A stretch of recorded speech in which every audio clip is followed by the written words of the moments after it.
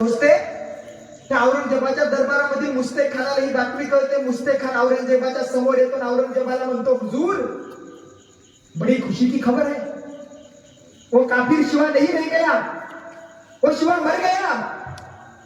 ज्या वेळेला औरंगजेब ही बातमी ऐकतो ना, त्यावेळेला जमिनीवर आपली नमासाची जे असते ती चटई आतरतो, दोन्ही हात वरी करतो आणि देवाकडे बघून म्हणतो, अल्लाह तेरे जन्नत के दरवाजे खुले रखना, माँ बहनों की इज्जत करने वाला शिवा तेरे दरबार में आया.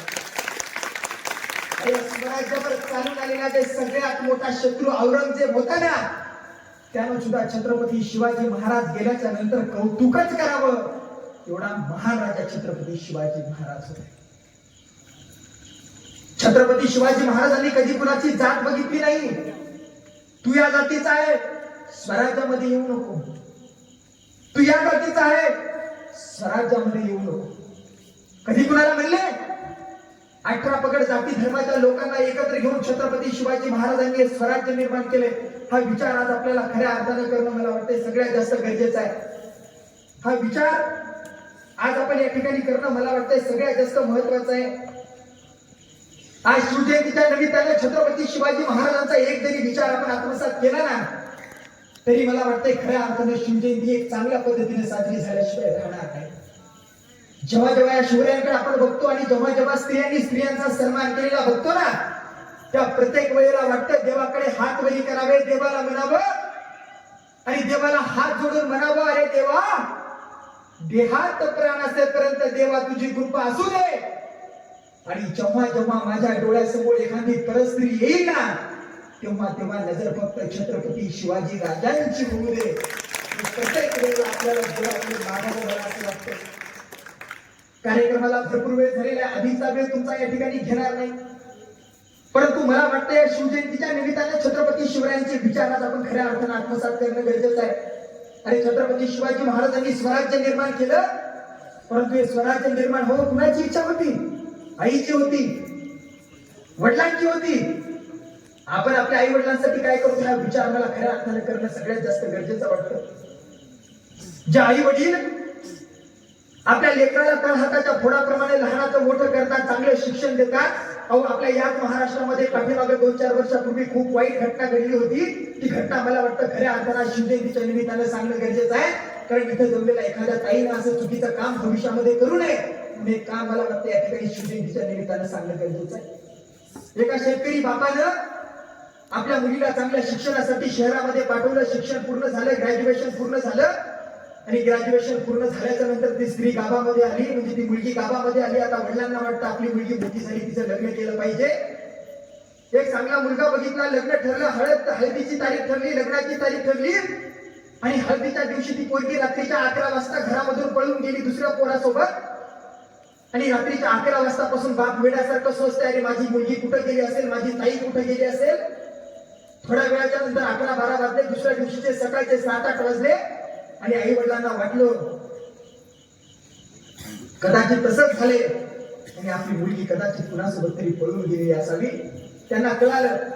ज्याला त्याला फोन लावतात, पाहुण्याला फोन लावतात, मुलीच्या मित्रमैत्रिणीला फोन लावतात, आमची मुलगी आली का तुमच्या इकडं, आमची मुलगी आली का तुमच्या इकडं. सगळ्यांना सांगत होते, परंतु कुणाच्याही घरी मुलगी गेली नव्हती. तो बाप दिवसभर वेळासारखं रडत होता आणि तो बाप गावामधून रस्त्यानं चालत असताना छाती वर करून जगणारा तो बाप, स्वाभिमानानं अभिमानानं जगणारा तो बाप, ज्याला आयुष्यामध्ये तुम्हाला कशाची कमतरता पडू दिली नाही, तो बाप जो अभिमानानं स्वाभिमानानं जगला, त्याच बापाला आपल्या पोरीचा फोटो घेऊन पोलीस स्टेशन मध्ये जाऊन सांगावं लागलं की आमची मुलगी आम्हाला भेटत नाही. म्हणजे ज्यानं लहानाचं मोठं फुलासारखं केलं, त्याच आई वडिलांवर अशी वेळ आली. बरं, ती मुलगी पळून गेली पोलीस स्टेशन मधून. बाप नाही सायंकाळच्या वेळी घरी आला. त्याला दुःख ते सहन होत नव्हतं, दुःख सहन होत नव्हतं. 10-20 मिनिट तो रडत बसला घराच्या दरवाजामध्ये आणि आपल्या पोरीचा फोन येतो. ती पोरगी म्हणते, बाबा बाबा माझी काळजी करू नका बाबा, ज्या वेळेला तुम्ही मला शहरामध्ये शिकायला पाठवलं होतं त्यावेळेला त्याच कॉलेजचं मला एक पोरग आवडत होतं बाबा, मी त्याच्यासोबत पळून आले बाबा. जेव्हा त्या बापाने ही बातमी ऐकली, मोबाईल खाली टाकला, धावत धावत घरामध्ये मधल्या खोलीमध्ये गेला आणि गळफास धरून आत्महत्या केली. आईच्या कानावर बातमी कळली. आई सुद्धा धावत धावत आली, घरामध्ये आली, बघितले नवरा लटकलेला, नवऱ्याच्या थोडी हाताला पायाला धरलं आणि अर्धा तास रडत बसली. की आई रडत होती वेळासारखं, सगळे डोळे सुजले होते. आणि आता आपला नवरा तर गेला, काय करावं कसं करावं. त्या आईला सुद्धा हा अपमान सहन झाला नाही. ती आई देखील घराच्या पाठीमागे एक विहीर होती शेतामध्ये, धावत धावत गेली, विहिरीमध्ये उडी टाकून त्या आईने सुद्धा आत्महत्या केली. दोघांनी आत्महत्या केली. परंतु राहिला प्रश्न त्याच मुलीच्या छोट्या भावाचा. त्या भावाला कसं जगायचं, त्याची काळजी कुणा घ्यायची, हा विचार त्या मुलीने केला नाही. एक छोट्याशा चुकीमुळे आई वडिलांनी आत्महत्या केली. अशी वाईट घटना आज आपल्या महाराष्ट्रामध्ये घडत असेल.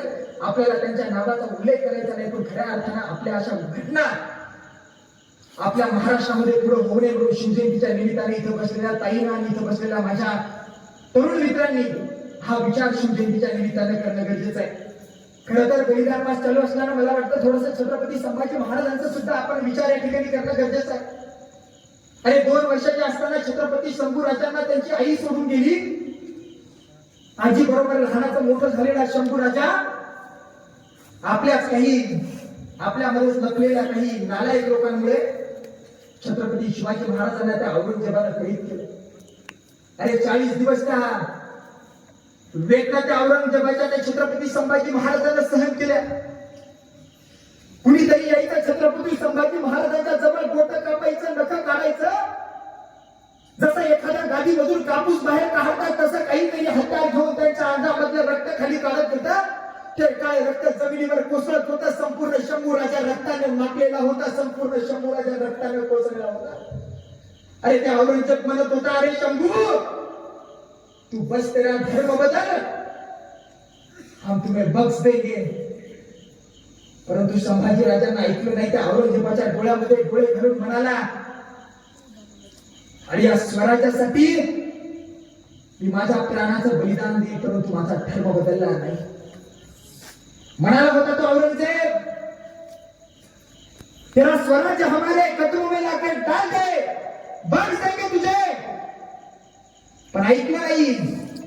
माहित होतं आबासाहेबांनी कित्येक मावळ्यांच्या रक्तापासून उभं टाकलेले स्वराज्य सहज तुमच्या हातात देणारे हात नाही दिलं. प्राणाचं बलिदान देऊन गेले ते. 40 दिवस यातना सहन केल्या आणि रस्त्याने चलत असताना पायामध्ये काटा टोचला तर आपल्या डोळ्यामधून खळखळेशा अश्रू खाली गळायला लागतात. त्या राजाने 40 दिवस तुमच्या आमच्यासाठी यातना सहन केल्या.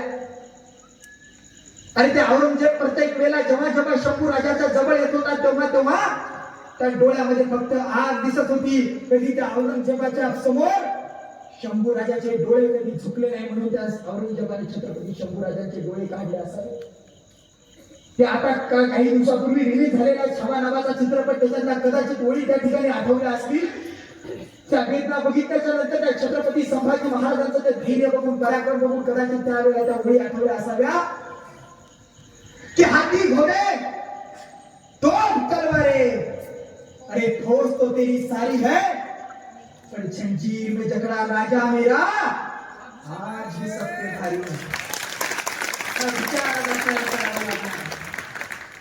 त्या राजाकडे बघा, स्वराज्याकडे बघा, प्रत्येक मावळ्याकडे बघा. ज्यांच्याकडे बघताल तेव्हा तेव्हा त्या कवी कलशांच्या ओळी आठवतील की मनके जीते जीत है, मनके हारे हार, अरे जो हार गए जो बिन लढे उन पर है धिक्कार. पण या स्वराज्यामध्ये शिवचरित्रामध्ये एकही मावळा हार म्हणून कधी माघारी वळला नाही, प्राणाचं बलिदान देऊन गेला, परंतु लढत राहिला. हा इतिहास, ते चरित्र छत्रपती शिवाजी महाराजांचं आहे.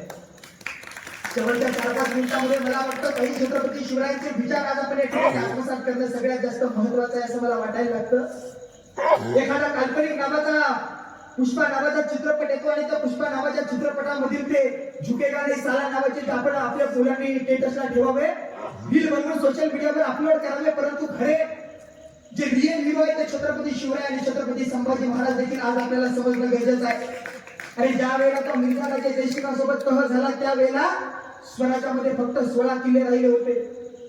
16 किल्ले राहिले आणि बाकीचे सगळे किल्ले त्या मिर्झा राजा जयसिंगाला छत्रपती शिवरायांना द्यावे लागले. परंतु छत्रपती शिवरायांनी हार मानली नाही. राज्याभिषेकापर्यंत म्हणजे 1674 पर्यंत जे फक्त 16 किल्ले उरलेले होते ना, त्या 16 पासून 365 किल्ले उभे छत्रपती शिवाजी महाराजांनी फक्त 9 वर्षामध्ये केले. याला म्हणतात जिते का नाही. अरे काय राहिलं होतं स्वराज्यामध्ये? 9 वर्षामध्ये 365 किल्ले छत्रपती शिवरायांनी उभे केले.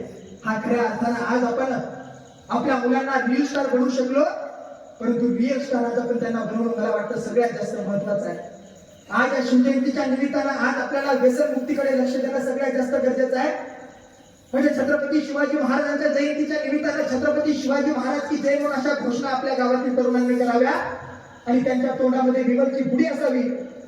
पोरांच्या गाडीवर राजमुद्रा काढलेली असावी, तीच राजमुद्रा बारच्या समोर जाऊन उभी करावी. हा विचार आज आपल्याला खऱ्या अर्थाने करणं गरजेचं आहे. छत्रपती शिवाजी महाराजांचे विचार आज या शिवजयंतीच्या निमित्तानं आज आपण करणं गरजेचं आहे. आज आपल्या महाराष्ट्राची खूप परिस्थिती बिकट आहे. एखाद्या लेकराच्या हातामध्ये नेऊन पुस्तक द्यावं, पुस्तक दिल्याच्या नंतर त्याला सांगावं हे तुझं पुस्तक आहे, अभ्यास कर. आणि त्या पुस्तक दिल्याच्या नंतर पुन्हा त्याला महत्वाच्या ओळीला अंडरलाईन करून द्यावी, म्हणावी ह्या महत्वाच्या ओळी आहेत तुला कदाचित परीक्षेमध्ये येतील, आणि त्याला सांगावे वाच. पण त्यावेळेला त्या पोरानं उत्तर द्यावं मी अभ्यास करतो, पहिले माझ्या मोबाईल मध्ये चार्जिंग होऊ दे. आणि बरं ठीक आहे, मोबाईल चार्जिंगला लावला, मोबाईल मध्ये 100% चार्जिंग झाली. 100% चार्जिंग झाल्याच्या नंतर पुन्हा त्यानं म्हणावं की आता मोबाईल मध्ये 100% चार्जिंग आहे, पहिले थोडासा गेम खेळतो आणि नंतर अभ्यास करतो. ही सध्या आपल्या अलीकडची परिस्थिती निर्माण आहे. आज आपल्या पोरांना सगळे रेडीमेड आहे, मोबाईल आहे, गाडी आहे, सगळं आहे.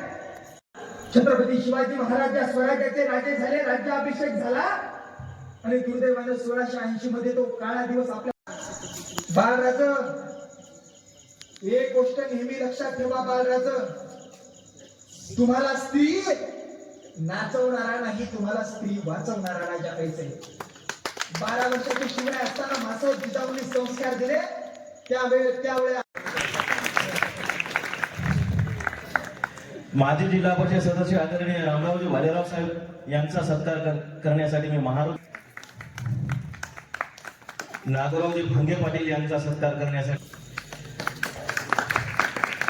युवकांचे प्रेरणास्थान आमचे मित्र ऍडव्होकेट आमचे मित्र गोविंद टेकाळे पत्रकार साहेब यांचा सत्कार करण्यासाठी मित्र राष्ट्रवादी काँग्रेस पार्टीचे तालुका अध्यक्ष आत्माराम कपाटे पाटील यांचा सत्कार करण्यासाठी